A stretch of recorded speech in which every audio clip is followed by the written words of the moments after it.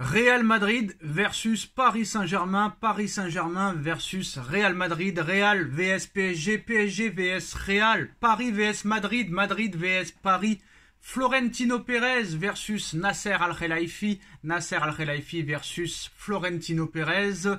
Peut-être qu'avant le mercato, ces deux équipes se rencontreront en Ligue des Champions, si à condition bien sûr que le PSG et le Real passent les huitièmes de finale de Ligue des Champions. Le Real a l'habitude de passer les huitièmes. Au Paris Saint-Germain, c'est pas sûr à 100%, même contre la Real Sociedad qui est décimée de blessures. Mais au niveau du mercato, en tout cas, il va y avoir une guerre Paris Saint-Germain, Real Madrid. En plus de la Super League, en plus du mercato, peut-être aussi sur le terrain. En tout cas, entre le dossier Kylian Mbappé, où il y a de très grosses informations qui arrivent dans quelques minutes, et le Real Madrid est prêt aussi à concurrencer le Paris Saint-Germain pour le jeune français Lenny Yoro, toujours à la recherche de joueurs pour renforcer son effectif. Le Paris Saint-Germain s'intéresse à Lenny Yoro, ça a failli se faire cet hiver. Tentative prochaine, sûrement cet été. On se rappelle que le Paris Saint-Germain et le Real Madrid s'étaient battus pour le dossier de Tchouaméni, remporté par le Real, recruté pour 80 millions d'euros. Sur Camavinga, le Real aussi a gagné, jamais 203. En tout cas, le Real Madrid en aurait fait aussi une de ses priorités. Outre les joueurs confirmés, le Paris Saint-Germain cherche également à s'offrir de jeunes joueurs prometteurs et en plus de ça, français. C'est le cas de Lenny Yoro, titulaire indiscutable dans la défense centrale du LOSC à seulement 18 ans. Il vient de les avoir, il a tapé dans l'œil des dirigeants parisiens.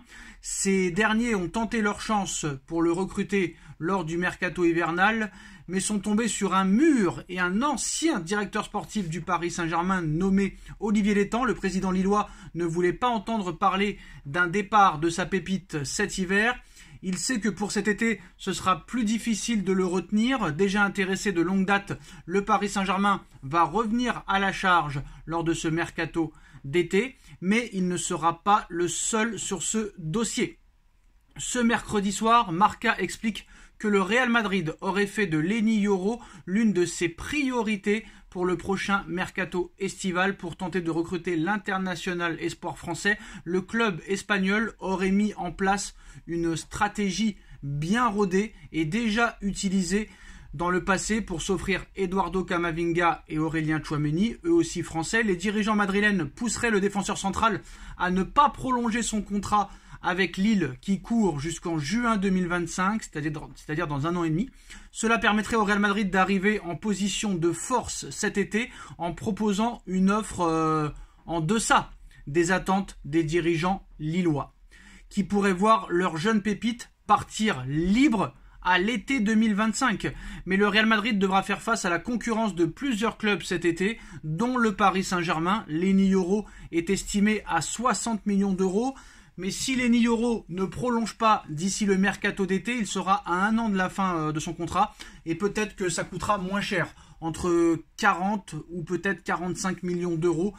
Pas plus de 50 en tout cas. Donc il va y avoir une bataille PSG-Real Madrid pour Lenny Yoro. Mais ce n'est pas tout. Le dossier Kylian Mbappé, ça va continuer pendant quelques temps. L'avenir de Mbappé continue de déchaîner les passions en Espagne, en Europe, en France, dans le monde entier.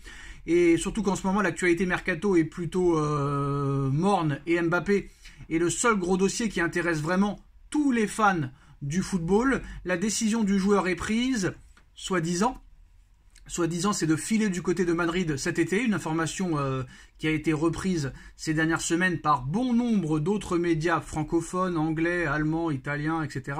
Et en Espagne, le quotidien AS, média pro-madrilène, dévoile une information un peu curieuse quand on connaît le contexte actuel en coulisses. Effectivement, le média madrilène explique que Kylian Mbappé et Nasser Al-Khelaifi ont trouvé un accord.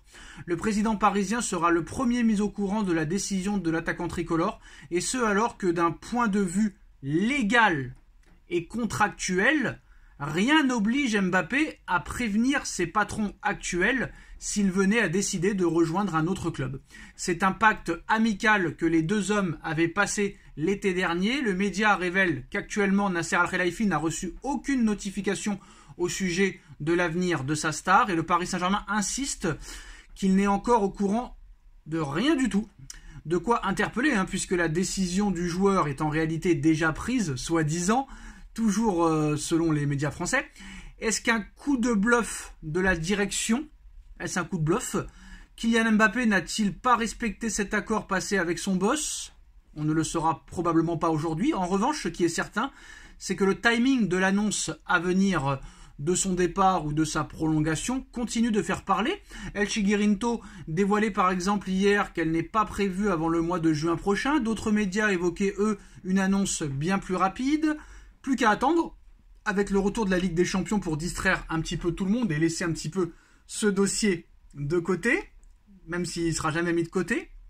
Mais surtout, on apprend ce soir de la part de la Cadena Ser, alors que déjà, on nous a expliqué ce matin que le Paris Saint-Germain négocie une prolongation de contrat avec Mbappé, salaire de 72 millions d'euros bruts par saison, une prime de prolongation de 130 millions d'euros, 70 millions d'euros de bonus de fidélité versés la première année, 80 millions d'euros fixés la deuxième année et versés, et 90 millions d'euros à la troisième année.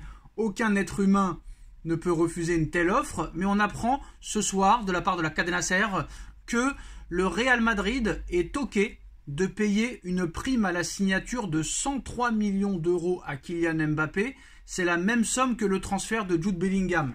Oui, d'accord, 103 millions de prime à la signature, c'est vraiment bien.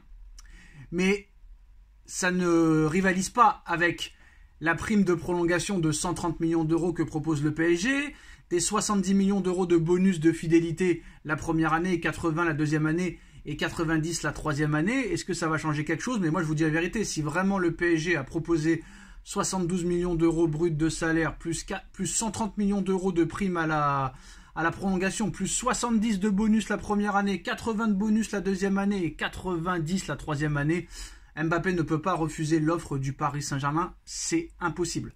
Impossible. Tu ne peux pas diviser ton salaire par 4, prendre 30 millions de moins de prime à la signature et laisser 200 millions d'euros de côté. Pour le Real, même pour le Real, c'est pas possible. Et dernière information, le Paris Saint-Germain s'intéresse à Victor Gyökeres, joueur du Sporting Lisbonne, afin peut-être de combler un potentiel départ de Kolo Muani ou de Gonzalo Ramos, ou peut-être même de Kylian Mbappé en fin de saison. Donc c'est un joueur qui a de grosses stats cette saison, c'est un joueur portugais. Je crois qu'il a comme agent Jorge Mendes, comme c'est bizarre. Est-ce que Campos fera un dernier coup?